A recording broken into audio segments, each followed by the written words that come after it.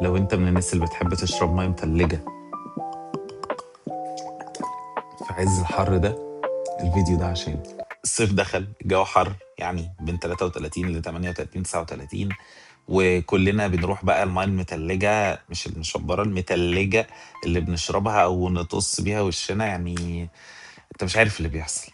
الميه دي بقى هتنزل على المريء، تلاقي في عصب كده بره المريء لازق فيه اسمه العصب الحائر، ياخد صدمة. العصب ده اصلا بينظم ضربات القلب، فلما العصب ده ياخد صدمة في العادي، في الشخص العادي مش هيجرى حاجة يعني. لو بقى شخص كبير مريض قلب، مريض ضغط، سكر، مش عارف ايه كلام من ده، الصدمة دي تأثر على كهربة القلب، تقلل ضغط الدم، تقلل كهربة القلب، تزودها، تخليه اب تو ان في بعض الناس بيحصل لخبطة في كهربة القلب. فالصدمة دي بتأثر عليك مهما كنت قوي. الموضوع مش انت ما تشربش، اشرب يا عم واتبسط، بس يعني اشرب على مرتين تلاتة زي السنة. اه، خلي المية ساقعة مشبرة مش متلجة، وما تطصش وشك بماء متلجة أول ما تدخل من الحر. ريح شوية. ابعت بقى الفيديو ده لأي حد، أول ما يدخل يجري على المطبخ يطلع الماء المتلجة يشربها كلها.